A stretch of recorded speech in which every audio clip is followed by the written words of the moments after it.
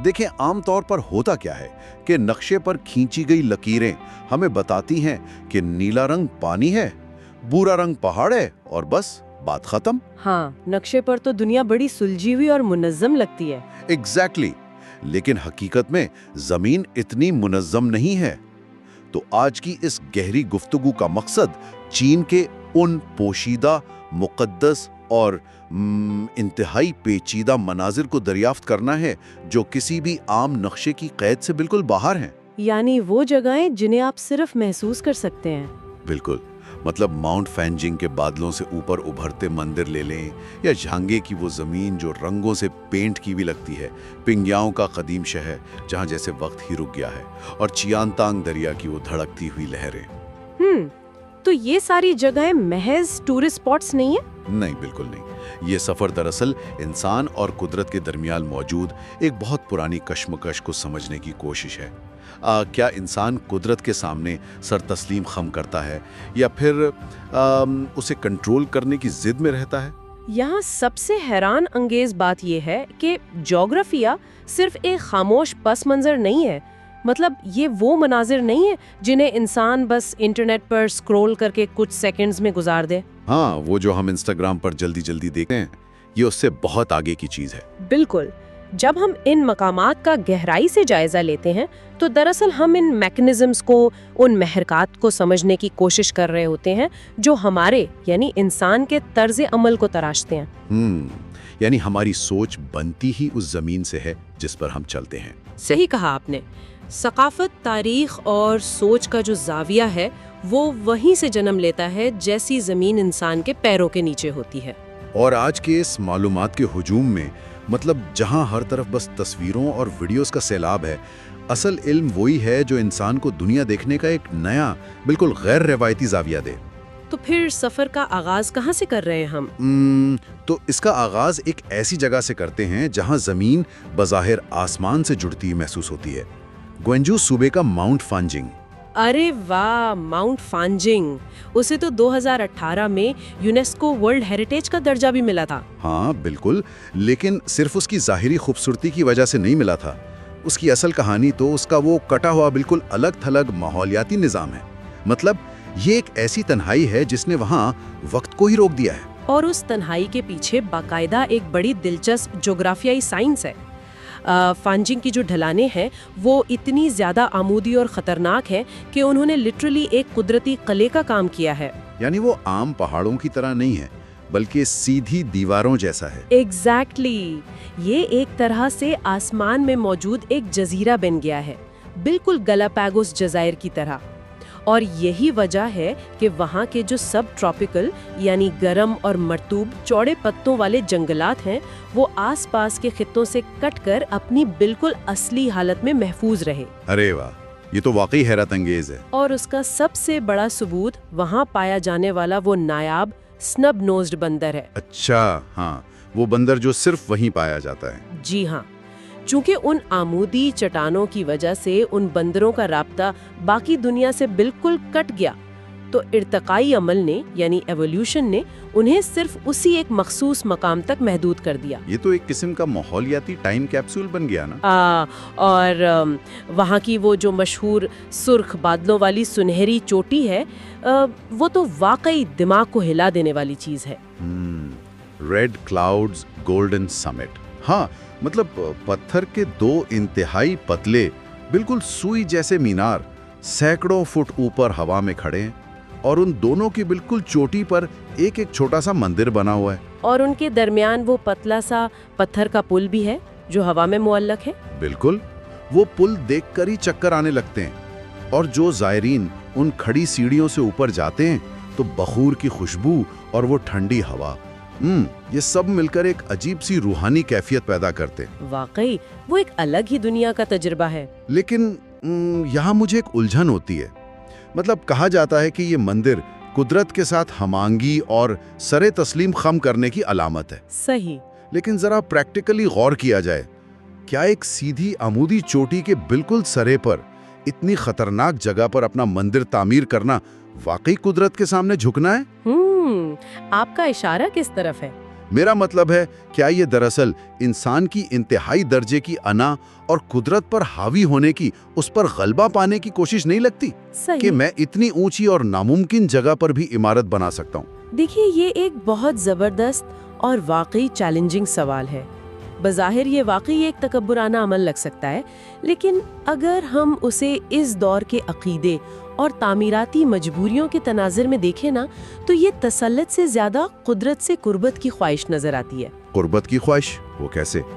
देखें, इस पुल और मंदिर की तामीर में चट्टान को तोड़ा नहीं गया था, ना ही बारूद से उड़ाया गया था, बल्कि उन्होंने क्या किया कि पत्थर की जो कुदरती दरारें और बनावट थी, उसी का सहारा लेकर मंदिर को वहीं मुतवाजिन कर दिया गया। अच्छा, मतलब उन्होंने पहाड़ की शेप को खराब नहीं किया? बिल्कुल, वो उस जमीन से लड़ नहीं रहे थे, वो उसकी शराइत पर पूरा उतरने की कोशिश कर रहे थे। और मजे की बात यह है कि यही रवैया हमें शंसी के इलाके में माउंट वोटाई पर भी मिलता है। माउंट वोटाई, जिसका मतलब है 5 चोटियां। जी, और लेकिन ये आम पहाड़ों जैसी नुकीली चोटियां नहीं है, ये 5 इंतहाई चौड़ी और हमवार चोटियां हैं, जैसे किसी ने उन्हें ऊपर से तराश कर बिल्कुल फ्लैट प्लेटफॉर्म बना दिया हो। हाँ, और ये जो हमवार सतह है, ये कोई जादू या इंसान का कमाल नहीं है। तो फिर ये कैसे बनी? इसके पीछे दरअसल हवा और बुलंदी का वो शदीद इम्तिजाज है जो एक सैंडपेपर यानी रेगमाल की तरह काम करता है। ओह, नेचुरल कटाव। बिल्कुल, इतनी ज्यादा बुलंदी पर जहां दरख्त तो आग नहीं सकते, तो तेज हवाएं हजारों सालों तक पत्थरों को रगड़ती रही हैं। ये कुदरत का अपना किया हुआ एक फिजिकल कटाव है, जिसने इन खतरनाक चोटियों को नरम करके एक वसी मैदान में बदल दिया। और वहाँ खड़े होकर बादलों को मंदिरों से टकराते हुए देखना एक मुकम्मल खामोशी का एहसास दिलाता है। बिल्कुल, एक अजीब सी तमानियत है वहाँ। और इसी खामोशी के अंदर शंसी में ही एक और पहाड़ म्योनशान भी वाक़या है, जो हमें इस डिस्कशन में एक कदम और आगे ले जाता है। म्योनशान? हाँ, ये तो वही है ना जो इस जीजी तोई नामी वफादार शख्स की तारीखी कहानी से जुड़ा हुआ है? जी बिल्कुल वही, लेकिन इस पहाड़ की सबसे खास बात वो तामीराती फलसफा है जिसके तहत बुद्ध मत और ताओ मत के मकामात यहाँ एक साथ बिल्कुल एक ही चोटी पर बगैर किसी बॉर्डर या सरहद के बनाए गए हैं। और म्यानशान का जो तामीराती ढांचा है, उसे देखकर तो ऐसा लगता है जैसे इन इमारतों ने पहाड़ के अंदर खुद को मुकम्मल तौर पर कैमोफ्लेज कर लिया हो। हाँ ना, वो तो दूर से नजर ही नहीं आते ठीक से। एग्जैक्टली। सीढ़ियां चट्टानों की दरारों में बिल्कुल छुपी हुई हैं और छतें उस मखसूस तिरछे जाविये पर हैं कि सर्दियों में बर्फ उन पर रुके ही ना, खुद ब खुद फिसल जाए। यानी वो इमारतें पहाड़ पर रखी भी नहीं लगती, बल्कि पहाड़ के अंदर से उगती भी महसूस होती हैं। बिल्कुल, ये इमारतें खुद को बचाने के लिए गोया पहाड़ का ही भेस बदल लेती हैं। ये कुदरत की ताकत को तस्लीम करने का एक बहुत प्रैक्टिकल तरीका है। लेकिन ये तो हो गई पहाड़ों की पुरसुकून और खामोश दुनिया। ये तस्लीम करने वाला रवैया तब तक तो ठीक है जब तक कुदरत पुरसुकून है। सही। लेकिन तब क्या होता है जब कुदरत का मिजाज बदलता है, जब वो गुस्से में आती है? ओह, यहाँ आकर बात वाकई बहुत दिलचस्प हो जाती है, क्योंकि जब पानी और आग अपनी असल ताकत दिखाते हैं ना, तो तब जाकर इंसान को कुदरत के गुस्से का असल अंदाजा होता है। हाँ, वो जो हमने शुरू में होको आबशार की बात की थी। बिल्कुल। देखें, आमतौर पर तो पानी को जिंदगी, रवानी और सुकून की अलामत समझा जाता है, लेकिन होको आबशार में ये एक बेरहम मुजस्समा साज बन जाता है। और वो भी जर्द दरिया का पानी। एग्जैक्टली। जर्द दरिया जो एक वसी इलाके में निहायत सुकून से बह रहा होता है, वो अचानक इस तंग मकाम पर आकर लिटरली धाड़ने लगता है।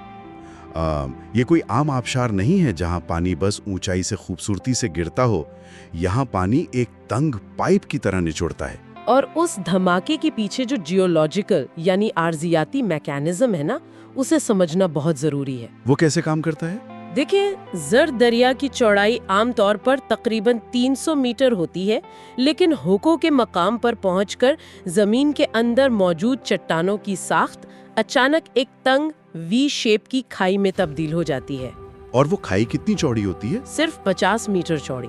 अब आप खुद सोचें, जब 300 मीटर का पानी अचानक 50 मीटर की जगह से गुजरने पर मजबूर होगा तो दबाव इतना बढ़ जाता है कि पानी बहने के बजाय बेपनाह रफ्तार से नीचे गिरता है और एक शदीद किस्म की धुंध और शोर पैदा करता है।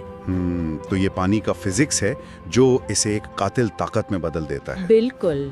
और मैंने सुना है वो मंजर इतना शदीद होता है कि हवा में पानी के कतरों के साथ मिट्टी की वो मखसूस कच्ची खुशबू घुली होती है, और अगर हवा तेज हो ना तो देखने वाले के होंठों तक दरिया की रेत का जायका पहुंच जाता है। हाँ, क्योंकि पानी इतना गदला और ब्राउन होता है।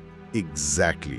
गर्मियों के सैलाब में तो ये एक पागलपन बन जाता है और सर्दियों में किनारों पर बड़ी बड़ी लेस बन जाती हैं, लेकिन दरमियान में वो ब्राउन पानी उसी गुस्से से बहता रहता है। पानी की ये जारे हद मुसलसल जमीन को काट रही है, लेकिन अगर होकों में कुदरत चीख रही है ना, तो हेवन लेक में ये एक सोए हुए अफरीत की तरह महसूस होती है।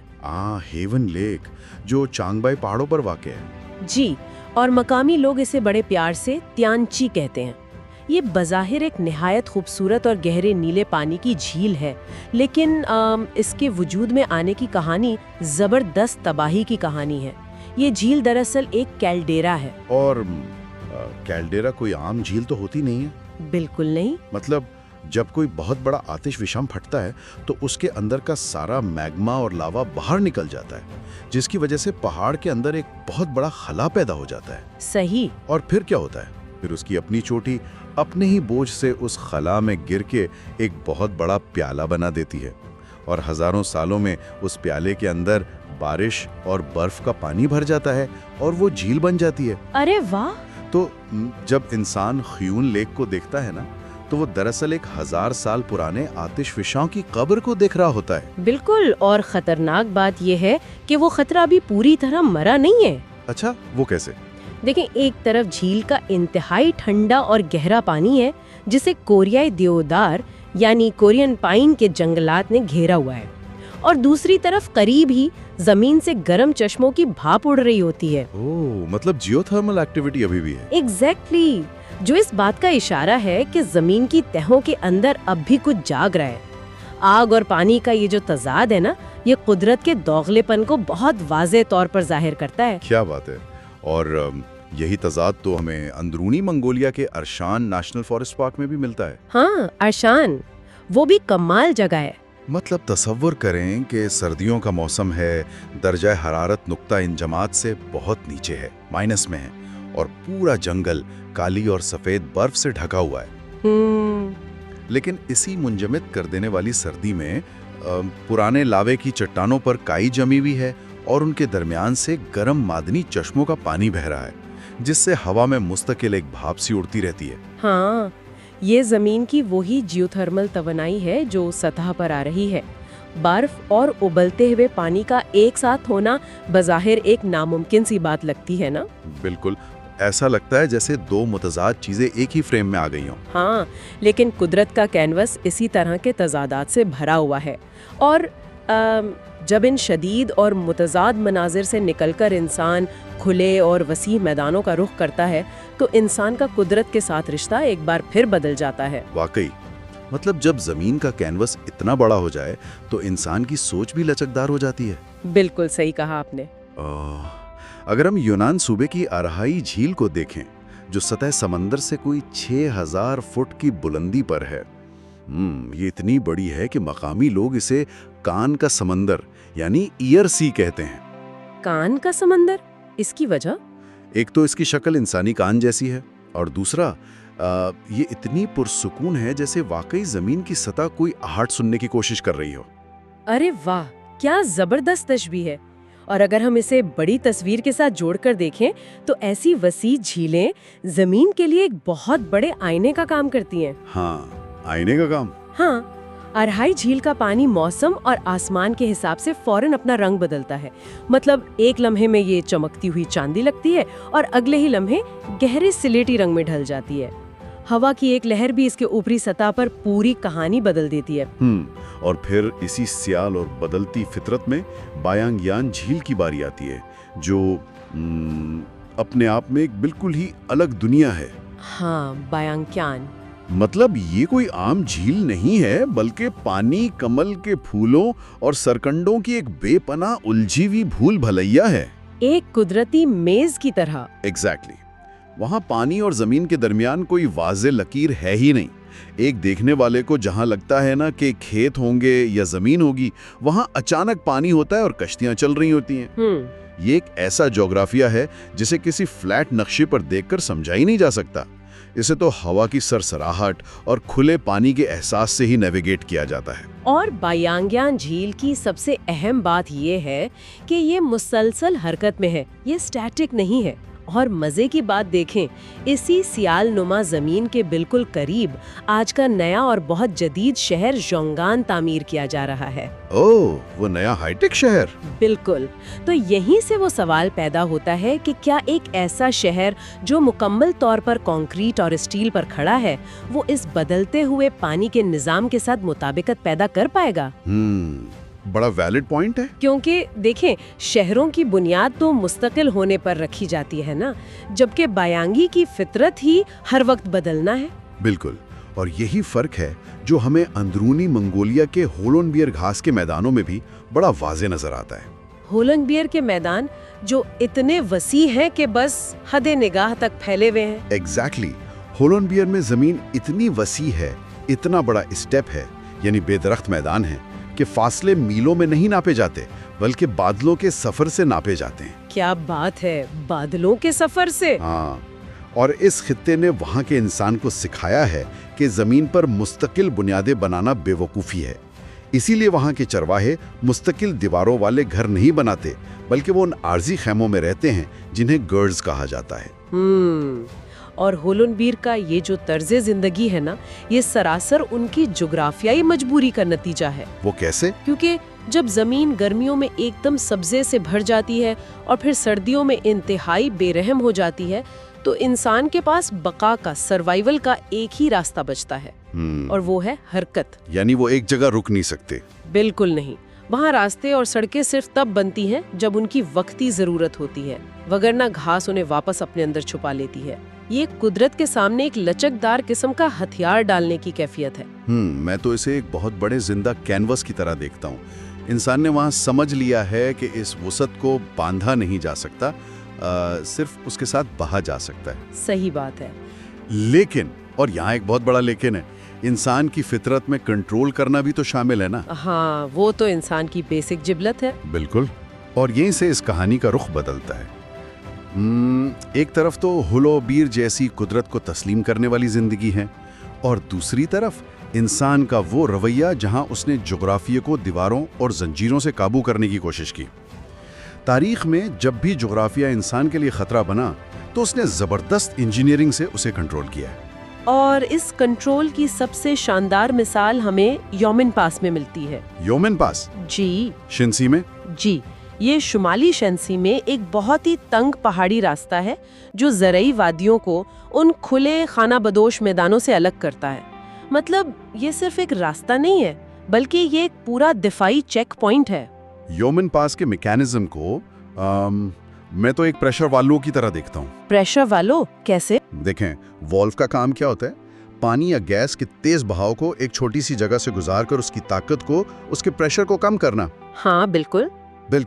इसी तरह यामिन पास को इस तरह डिजाइन किया गया कि अगर लाखों की तादाद में खाना बदोशों की फौज हमला करे भी, तो वो खुले मैदान में तो लड़ नहीं सकते।